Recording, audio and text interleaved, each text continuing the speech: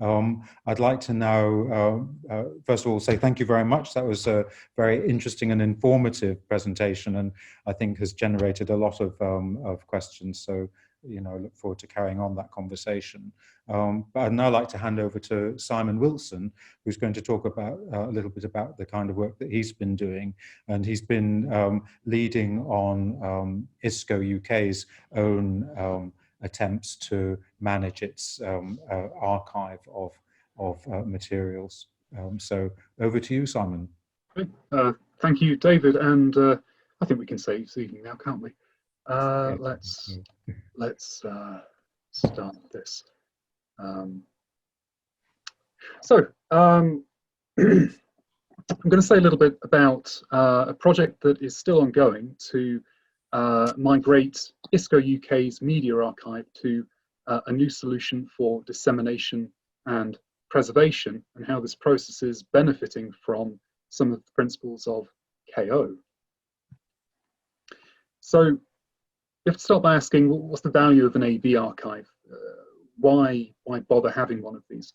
Well, I think an AV archive, if it's properly used, can serve two main purposes. First, as a reference, which is to say a record of what an organisation has achieved, the ideas that it has fostered, the organisations that it has collaborated with, and it can serve as a valuable reference source for others working on research in related fields. This is a principle any organisation with an AV archive should be able to recognise. Second, a properly organised AV archive can be used to engage new audiences. If you've got content that is relevant to people who are working around your subject but aren't aware of your organisation yet, then if you put it on the internet somewhere they can find it, and they use that content and find value in it, then you can use that to raise the profile of your organisation. And that's what we're trying to do, using ISKO Media for ISKO UK. ISKO Media, as we've said, is ISKO UK's repository of event recordings. Collection began of this body of media in 2007. And so, because it has this reasonably long lifespan, it's formed quite a rich record of what is a rapidly changing knowledge environment. We've seen new technologies. I mean, last year, GP2 was published but not made available to the public. It's a machine learning text generation system that they've decided is too dangerous. The text it generates is too human, too real. It would pollute the knowledge environment. And there are, of course, new threats, fake news. I mean, I think every 6 months or so, we think we've seen the peak of fake news, and the world can't get any weirder. But then, a pandemic happens, and there's yet more of the stuff. So it's been a constantly changing knowledge environment, and ISKO has reflected on it at, I think it's fair to say, all stages. So we've got this body of stuff. It's potentially really useful. We want to make more use of it, and to do that, we're going to migrate it to a new platform. Here you can see an example record on the current ISKO Media offering, which you can find at this address here. So we've got this stuff and we want to put it somewhere else. How do we do that? Well, I think there are 5 steps that would apply to any media migration project. You would start with an audit of the material, working out how much of it have you got, where is it, what type of stuff is it, because this will impose requirements on the solution that you evaluate, on the solutions that you evaluate to decide the final destination solution. With your material audited, you'll be able to assess the requirements imposed by the material, but you'll also need to gather the requirements that are imposed by the organisation and its needs. So with an organised set of requirements, you can start comparing solutions, and for digital content management, there are plenty out there. Finally, with solutions identified, you can start wrangling data and metadata into packages to ingest into the final archival solutions. With that stuff prepared, you can go ahead and complete your migration project. That's the recipe. The goal of doing all these things is to maximize the value of your AV content. So with ISKO Media specifically, we're going to take this as a little bit of a case study. This is what we've got. Got in the order of 400 audio files. We've got a lot of PowerPoint presentations, a lot of documents, and a few videos. So from this emerges the requirement that we find a long-term preservation solution that can handle all these types of content. Many organizations will have collections of similar stuff. ISKO Media at the moment, again, this is a situation that will prevail with many organizations' media archives. It's a little bit dispersed. You can find bits of it on a couple of different websites. So that imposes a requirement that after we've done this piece of work, it's all findable in one place. It's relatively siloed. You're likely to find ISKO Media content by looking at ISKO web pages, but not really from anywhere else. So if we move this content somewhere it is cross-searchable with other collections, people looking for information about a topic rather than a specific talk can find the content. They can discover ISKO UK.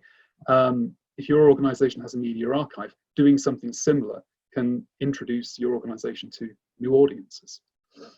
And there is a degree of preservation risk, which isn't uncommon. We've got content backed up on hard drives and it's on various web hosting platforms, which is pretty safe for the time being, but it's not long-term preservation. So this imposes another requirement. We want to preserve our content for the long term in a proper digital preservation repository. So to summarize that, after we've picked a solution and migrated our content into it, we want it to be consolidated, findable in one place. We want it to be searchable and browsable so audiences can make active use of it. We want it to be accessible. By this I mean we want it to be streamable on different devices. So the modern web user who expects that browsing, that streaming media experience can access the content in a form that is familiar to them. We want the content to be shareable. We want people who use the content and find it useful to be able to communicate it in turn to other interested parties. And this would include assigning a persistent identifier to each piece of content so that it can be reused in the literature, and it will always be uniquely identifiable in the long term. And of course, we want it to be digitally preserved into the future. So we've audited our material, we've identified our requirements. The next step is to evaluate various solutions. Now, there is a superfluity of digital collection management solutions out there that are available to use. Ashley Bluer, a significant figure in digital preservation, maintains a really useful list, and here is a hyperlink to it.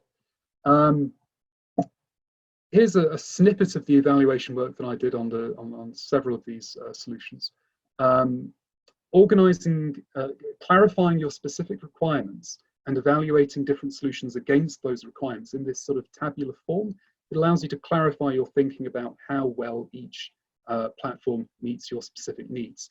Now, what I'm indicating here is that a recommended option for ISKO Media is actually using two different platforms for two different purposes. Both free services that handle all of the formats that we need them to. One supports streaming media, and the other is a better long-term preservation solution. I'm going to say a little bit about those next.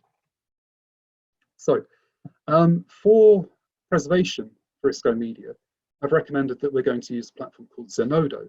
It's an archival digital repository maintained by CERN. It supports a rich, flexible metadata schema that supports ISKO's classification system for knowledge organization literature using these subject URL pairs. So we can start building up some linked data. It handles all the content types in our archive, which is one of the hard requirements. And it supports quite complex searching. And again, this is across collections. There is a wealth of material on Zenodo already. So if you're searching for subjects that come up in our media archive but you don't know about ISKO UK yet, you're going to find this stuff. It might turn out to be useful. It's OAI PMH compliant. So this is the Open Archive Initiative protocol for metadata handling, I believe, which will mean that metadata we ingest into this system will be reusable by other systems that are able to work with the OAI PMH. So this is increasing the usability of our digital media collection. Really useful. Zenodo assigns DOIs to content that you upload to it. So this is a cosmically unique persistent identifier for that piece of for that piece of content, which makes it much more reusable. The only drawback of this platform is that content isn't streamable. And you'll remember that from our bit of requirements gathering, this is one of the things we really want to achieve. So we're looking at a second platform for access, which is Figshare. It's designed as a research dissemination platform, and it supports the in-browser display of a wide variety of media formats, including things like datasets, audio, video, presentations, and documents. It's got a slightly simpler metadata schema than Zenodo, with a narrower range of subjects, although we'll have described our assets in detail in the preservation platform. And we can link these two sites together.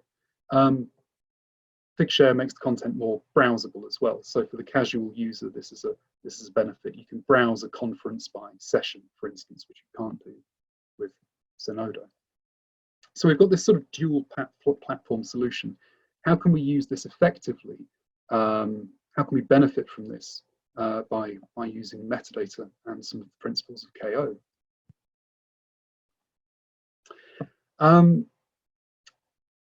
So the work that we need to do is to, we need to start by standardizing our metadata for the more complex standard, which is Zenodo's.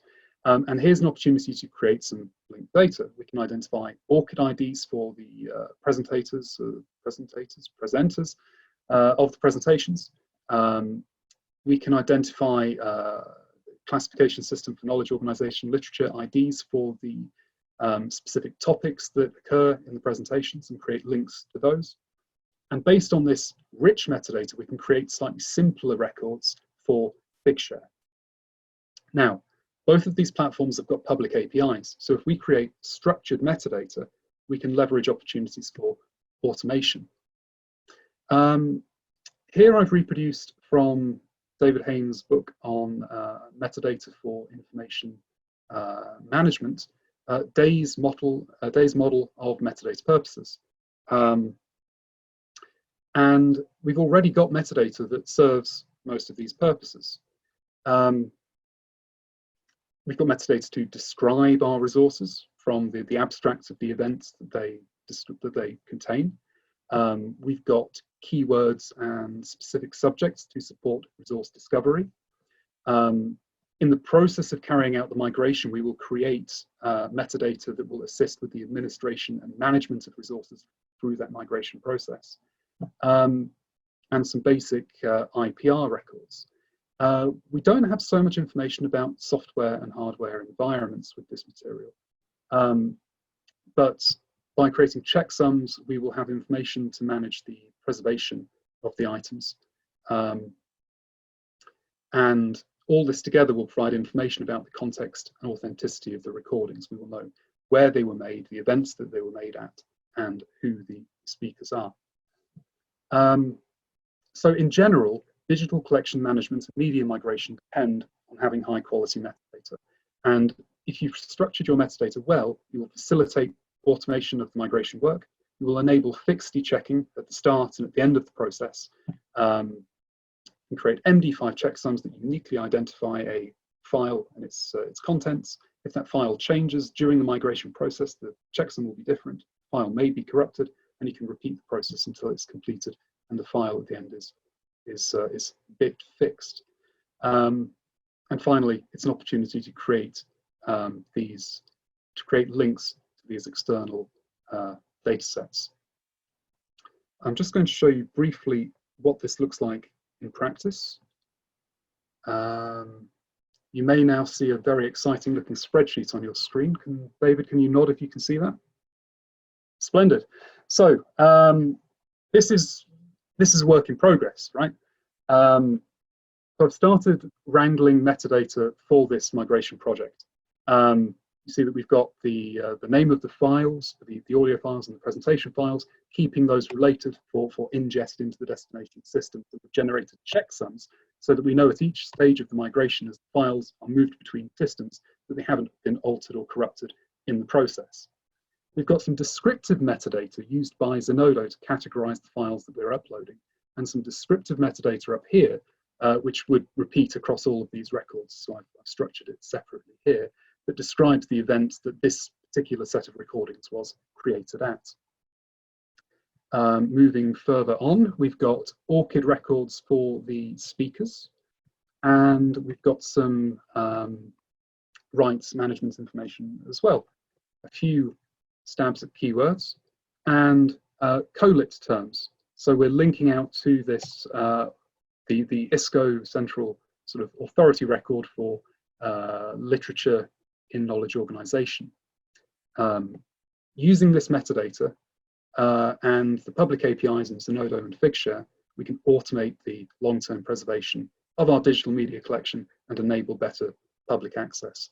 And I think that's probably enough of that. So thank you very much.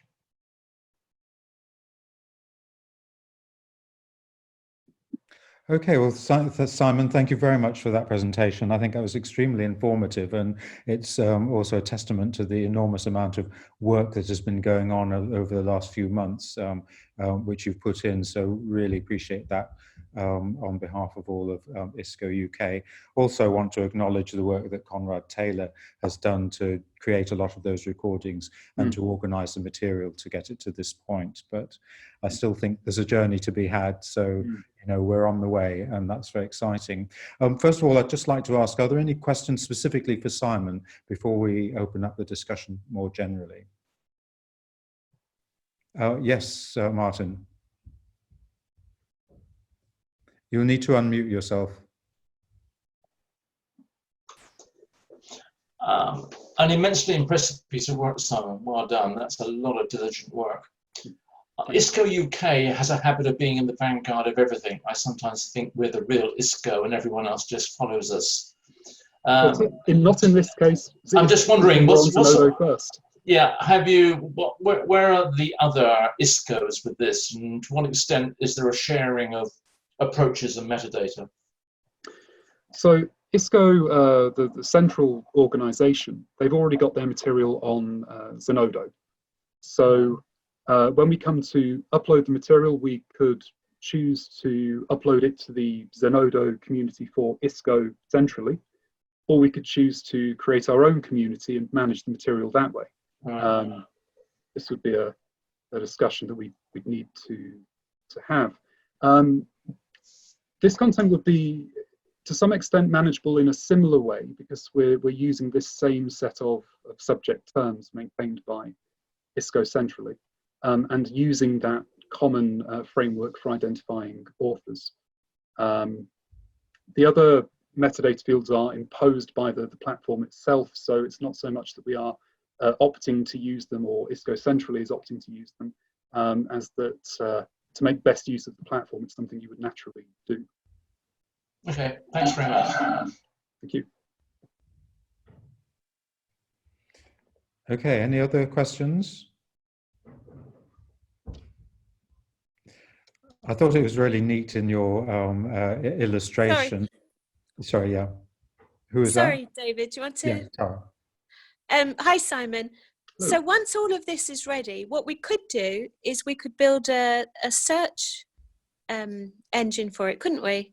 So it would just work and that could be embedded in the site as well. So it just search by a specific, not a specific term, but search by theme, search by topic or something. Yeah, you certainly could. Zenodo, as I say, implements the OAI PMH, which exposes metadata for the records that we've uploaded to it. So we could do something that works with that. Figshare, as far as I know, doesn't. But if we create links between the files that we upload to, the mirrored files that we upload to platform 1 and platform 2, then we could use that as a basis for a search engine like you described. You'd have a route to access the download preservation record, and you'd have a route to access the streamable access copy. Great, cool. Okay, there's a question from Jasmine. That was actually what I was going to ask, if it would be possible to have a link in the in there so that you could actually access the stream on Figshare. But you answered, so yay. Good. Okay. I think the linked open data aspect is really exciting because it allows a lot of other possibilities. So, you know, I'm really looking forward to seeing how that turns out. Great. Can I ask something about the allocation of metadata to all these topics? Because I find classifying each of the resources, allocating subject terms, must take a lot of work. And I don't know whether that's been done already or whether you're going to have a big project actually to catalog and classify all the data by providing metadata. And the other question is whether the Zenodo system will actually allow people to browse around the structured vocabulary that's being used for indexing things, so that people could be able to search, to identify subject terms and refine their searches rather than just putting in the terms that occur to them. So to the first question, I don't think, maybe David could answer. I don't think we have ISKO subject term. I don't think we've got COLIT terms for most of this material, have we? We don't have those already. You mean they haven't been assigned to the? They haven't been assigned.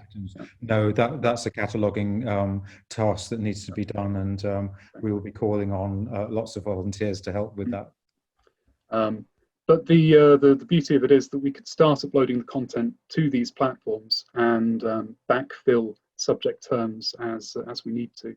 Though that said, I've assigned terms to the presentations in this session of our last conference, and I'm reasonably confident in the assignments, and it didn't take all that long.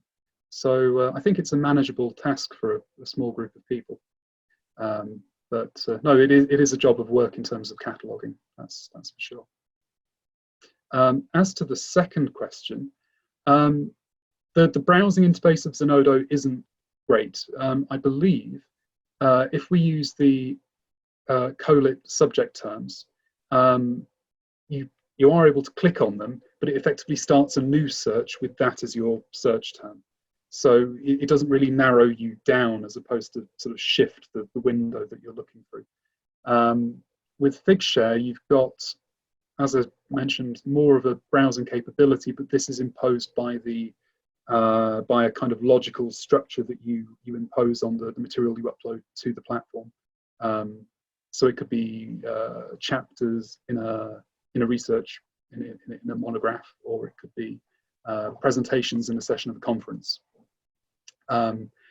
You would be looking more at I think a bespoke library system to have that really neat faceted browsing.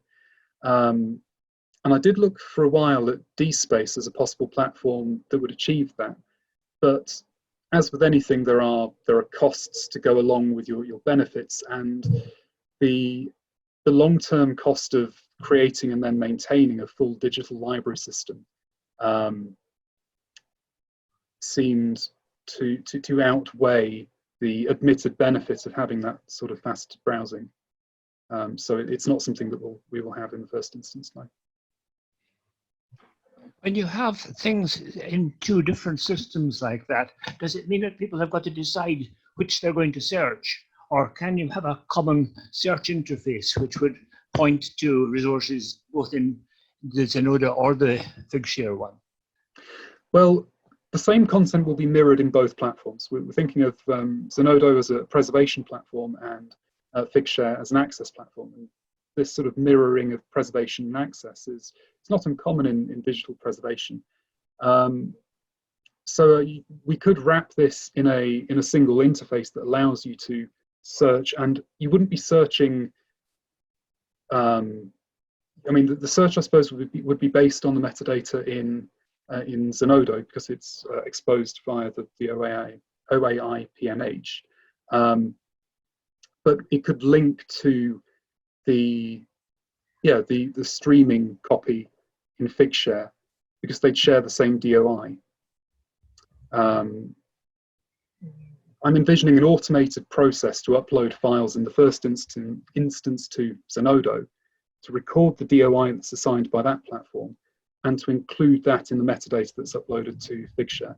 So we could build a kind of linked infrastructure that way. The user's choice for which to search, if they're going straight to the site to do their search, would really be driven by their particular needs. if they want to download a copy to keep, they could go to either platform.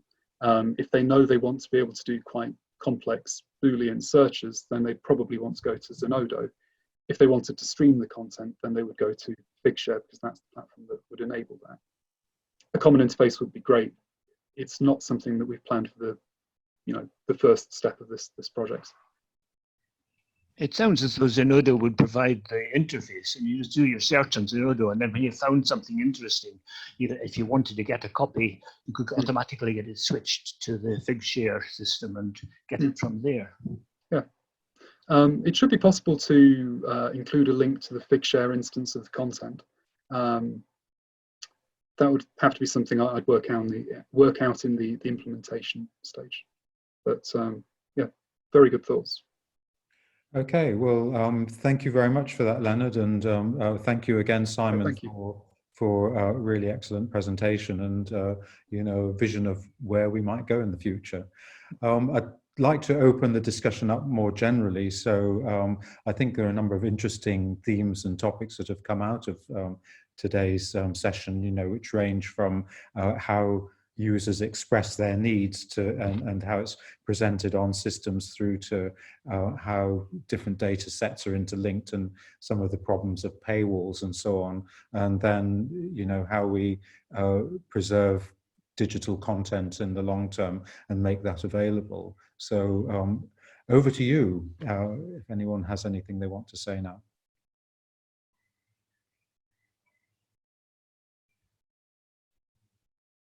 Yes, Martin. A question for Arif. When you were talking about services, one of the techniques that seems to have come to the surface at the present moment is service blueprinting, which is starting to be quite widely used in terms of overall usability of web services, integration of different applications. Is this something that's bubbling away in the background as far as you're concerned? And is this a tool that, from your point of view, has a value in the KO world of services? Very good question.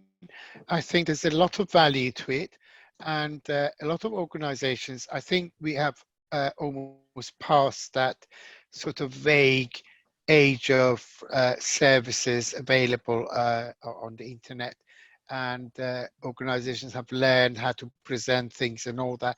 Yes, but that's certainly a very good, valuable thing. I'm still surprised how many organizations actually don't have that kind of understanding of this issue at all. So I think we've got a long way to go. David's question was very good when he asked me, would a thesaurus work? Any kind of vocabulary will help, any kind of interaction, who's the user. I mean, it's very interesting that this COVID-19 situation, this is a massive change for lots of organizations to actually be able to adopt this change. Maybe none of these things happened about God knows how many years ago. So yes, that's certainly a case. Thank you. Thank you very much. Thank you, David.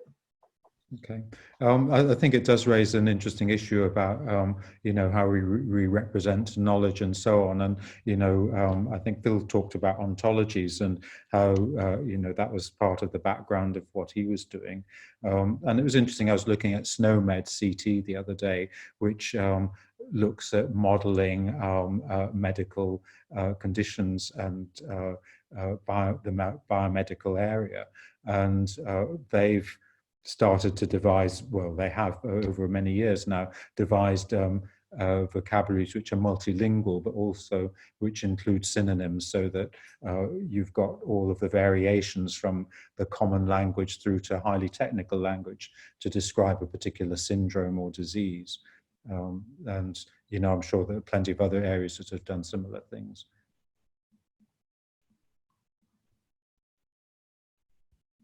I just wanted to bring that back to that point about services and vocabulary, because a lot of these apps that we're seeing nowadays, particularly things like the OpenStreetMap and some of the the wayfinding things. I use something called Waze for driving, which is very good sat nav app, and a lot of them are crowdsourced, and obviously that's got its advantages in that they can be updated in almost in real time. You know, somebody can say there's an accident on this road here that's happened 5 minutes ago, but also in a lot of these apps you're actually encouraging users to contribute their own folksonomies, in effect, if they're using tagging.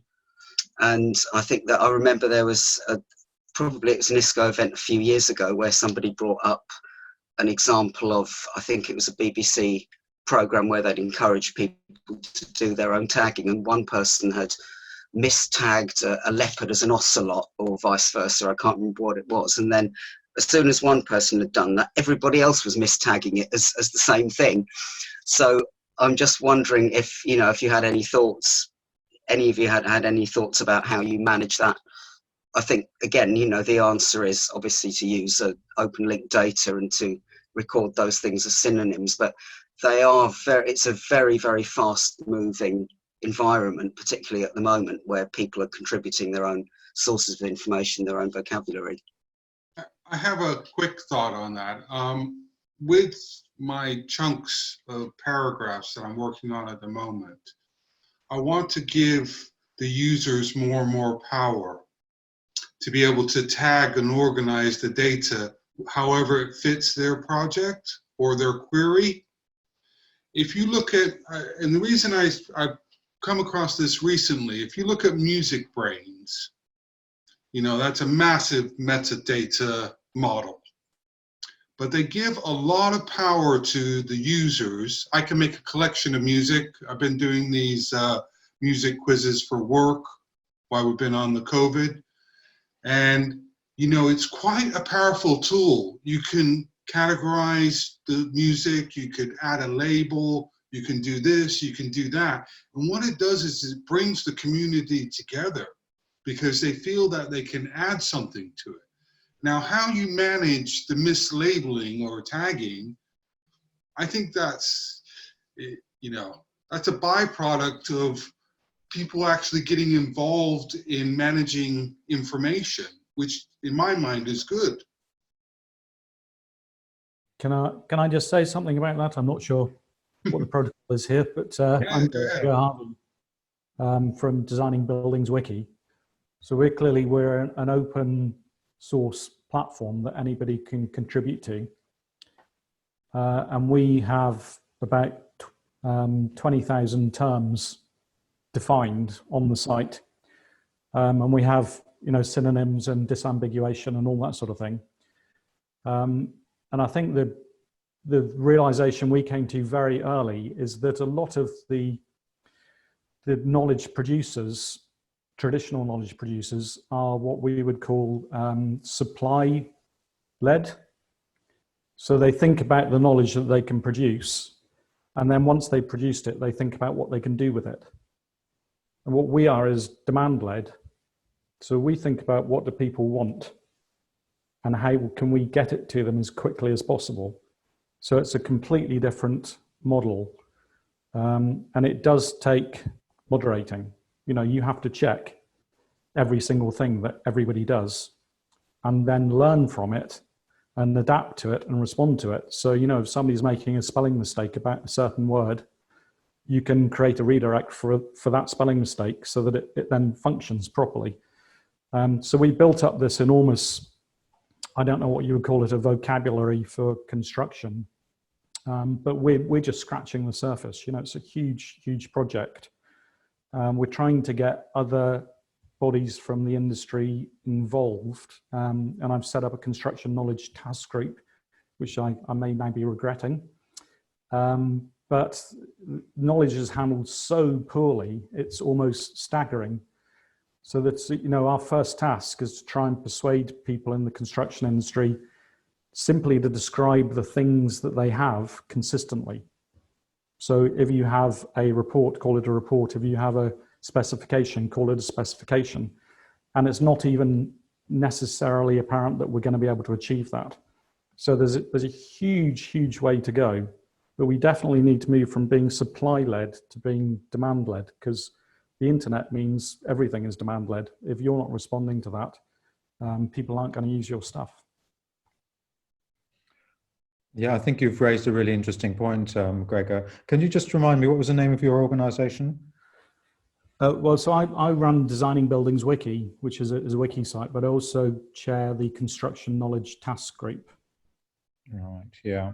I think, certainly one of the issues is that construction industry, which I've worked in as well previously, is often a project is made up of multidisciplinary teams.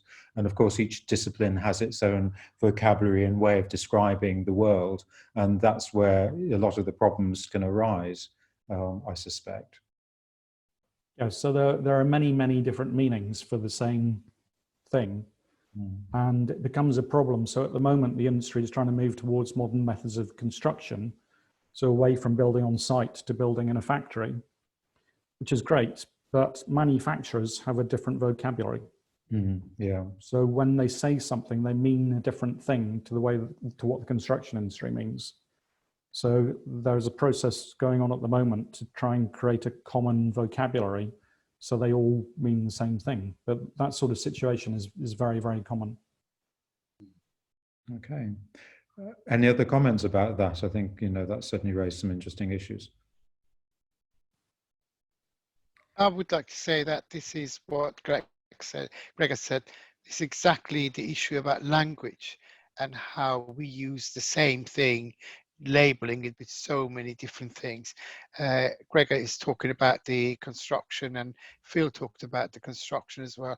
But it's really in day-to-day life, it is amazing how things are labeled the same thing. So if you're looking for a pack of rice, it might be called Tilda or Easy Cook or whatever, and it can be a problem. That is a very excellent point. Good. Are there any other questions? We're coming to the end of our allocated time before we wrap up. Okay, well, I'd just like to say thank you very much to our three speakers for an excellent evening. I think that's given us a lot to think about and some really important issues to follow up. Our next meeting, I think I'll hand over to Arif, because I think you've got details of the next meeting. I have got Jeremy Tarling from BBC. He's a lead data governance specialist, and Jeremy is creating a cross-organization common metadata that he's accepted to come and talk to us. He hasn't given me the title of the speech, but I'm sure it will be very interesting. So I would like to see you all in there as well. Sorry, can you repeat that? You cut out briefly. Oh, sorry. Jeremy Tarling from BBC. He's the lead data governance for the BBC, and is trying to create the cross-organization common metadata. And he hasn't given me the title of his speech, but he's accepted it. So I hope to see you all in our next one, which is just I think it's the diary. 16th, I think. 16th, sorry. It is 16th, yes. I win. Yes. Yes, so hope to see you all there. Yes. Great, okay. Well, the details will be up on the ISKO UK website and also on the Information Architecture Meetup website as well. So just keep looking and you'll see details of that meeting and how to enroll in that. So I shall look forward to seeing you all then. Thank you very much for coming. Thank you very much. Thank you. Thank you. Bye. Bye. Bye. Bye. Great to see everybody.